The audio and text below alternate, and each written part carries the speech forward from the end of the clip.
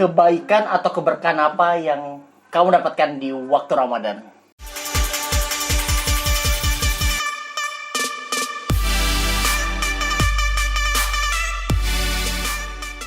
Kembali lagi di Ngasur 3.0 di jam 12 malam ke atas. Pam pam param pam pam pam pam pam pam pam. Tadadadad. Nggak boy, seandainya kamu ahli nggak apa-apa gitu. Tujuan. Jadi apa Win? Entah kebaikan atau keberkahan yang kamu dapatkan Ramadan yang berbeda dari hari-hari sebelumnya. Nggak ada boy. Nggak ada. Nyaris nggak ada boy. Nyaris nggak ada ya. Nyaris nggak ada. Okay. Ada sih tapi nggak apa-apa. Coba aku. di bulan biasa pun dapat. Gitu ya. Kalau aku ada sih. Apa boy? Salah satunya kalau aku pribadi ini termasuk orang yang susah atau kesulitan sholat subuh, bangun untuk sholat subuh. Ya pertama mungkin karena kebiasaan hidupku yang susah tidur kalau nggak di atas jam 1 atau di atas jam 12 malam. Kesusahan tidur. Nah jadi karena kesusahan itu, jadi aku sering bangun tidur itu pasti jam 6, setengah 7. Dan yang apalagi kalau sudah setengah 7, ya di pikiranku udah terang, ya udah nggak bisa waktu sholat kan. Ya aku pahami juga kalau sudah fajar terbit itu udah nggak bisa sholat subuh. Nah jadi karena aku punya prinsip itu, jadi aku sering tuh lalai dalam subuh. Sebenarnya bisa aku ubah kalau aku udah tidur di jam 11 aja, jam 10, jam 11 aku pasti terbangun subuh sih itu.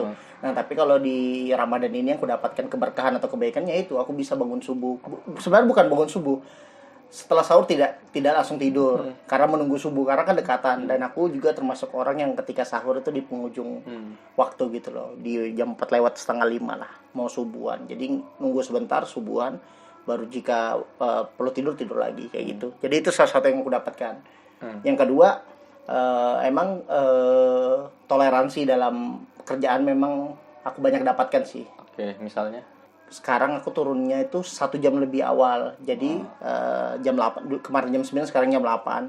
Jadi aku misalkan sebenarnya kan sebaiknya di subuh tuh nggak tidur kan. Cuman ya nggak munafik masih ngantuk kadang-kadang aja. Tapi ya memang kesulitan di pagi harinya biasanya butuh sejam aja rehat untuk 6:30 udah mandi lagi kan. Kan selesai sholat 5:30 lah ceritanya subuh. Nah tapi setelah pulang itu aku bisa menunggu Ramadannya nggak tergesa-gesa. Kalau tahun lalu kan jam 5 pulang, 1 jam lagi tuh berbuka puasa kan, tergesa-gesa jadinya gitu loh, mau buka nyari apa? Jadi nyari apa itu yang ada aja. Sedangkan karena pulang jam 4 sekarang ini aku bisa lebih mempersiapkan. Contohnya aku lebih hemat juga Win.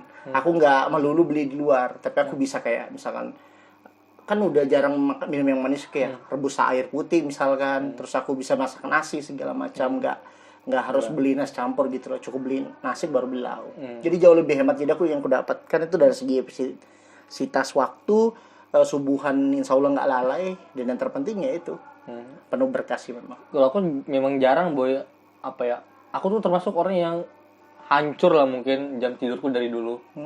Makanya mau Ramadan atau enggak, makanya aku bilang menurutku sama aja. Karena habis subuh tuh biasa aku nggak tidur tuh. Memang nggak tidur, tapi entah sore setelah pulang melakukan beberapa hal, aku bisa 4 jam, 3 jam. Menurutku 3 jam, 4 jam sehari tidur tapi lelap itu sudah cukup bagiku.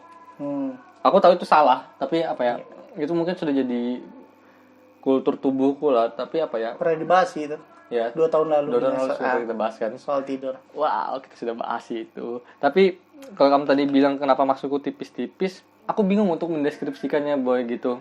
Karena memang pada dasarnya bulan puasa memang bulan penuh keberkahan, tapi aku nggak mau terlalu terpaku hanya melakukan hal-hal baik itu intens di satu tempat aja. Tapi pada akhirnya di bulan-bulan selanjutnya kita lalai lagi. Benar. Lebih baik menurutku lebih baik biasa-biasa aja tapi konsisten, berkelanjutan daripada harus nge-push di satu waktu. Tapi di waktu-waktu yang lainnya ya biasa-biasa aja. Ini pun memang bisa diperdebatkan, tapi ini prinsip yang aku pakai selama ini. Tapi kalau menurutku itu lebih sifatnya kepada harapan sih. Jadi maksudnya kita tidak melulu kayak contoh benar tingkatkan ibadah nggak melulu saat cuman Ramadan aja, tapi kan PR-nya bagaimana saat selesai Ramadan kita masih bisa konsisten kan. Aku sepakat akan hal itu, tapi aku juga nggak nggak menyudutkan atau juga nggak menyalahkan kalau orang-orang nggak sesentimental itu bisa menemukan kebaikan-kebaikan atau keberkahan. Kalau aku sih lebih kepada ke proses hidupnya gitu, Nawin. Makanya sebenarnya kalau yang subuhan itu nilai plusnya lah, yang semoga moga-moga kedepannya nanti aku udah terbiasa terbangun subuh gitu loh. Tapi yang paling penting tuh yang tadi aku bilang soal waktu tadi itu sih, waktu benar-benar ngebuat wah enak lah gitu loh.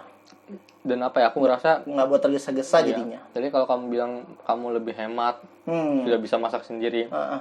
dan aku mungkin sudah lebih apa ya, lebih dewasa dalam tanda kutip untuk tidak terlalu mencari contoh apa yang sederhana kayak bukaan. Karena memang tahun lalu aku masih sempat nyari-nyari, boy, pengen makan ini, pengen makan itu, tapi pada saat buka nggak dimakan juga.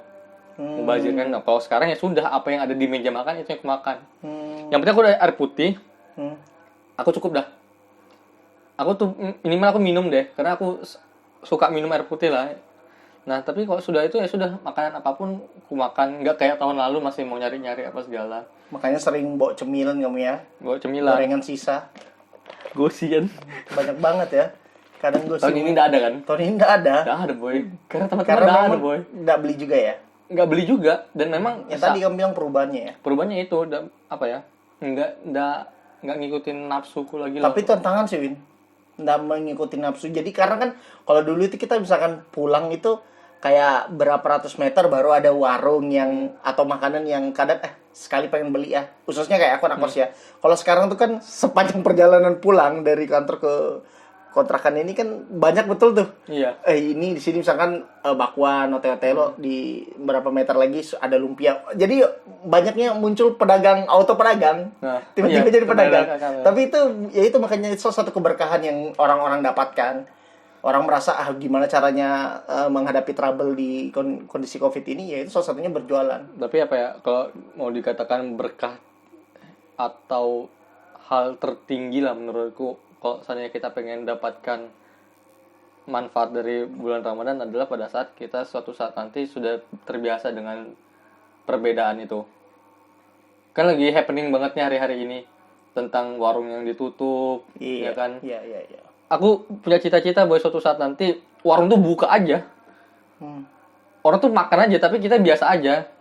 Gitu, kita nggak ada lagi bilang itu sih keberkahan apa ya, level tertinggi lah. Dimana pada saat kamu yakin dengan apa yang kamu yakini tanpa harus ribut untuk mengatakan orang itu tidak menghargai atau tidak menghormati apa yang lagi kamu lakukan. Oke. Itu. Bagus sih. Aku ada pertanyaan baru nih setelah ini. Nanti akan ku bahas besok. Aku udah dapat nih. Oke, langsung. Gimana, ada lagi nggak? Kalau aku sih cukup tadi. Cukup sih itu, mungkin ini pembuka kita aja sih. Iya, ini pembuka kita aja untuk ke jenjang, siapa tahu ada yang bisa lebih unik. Oke, makasih teman-teman. Dadah.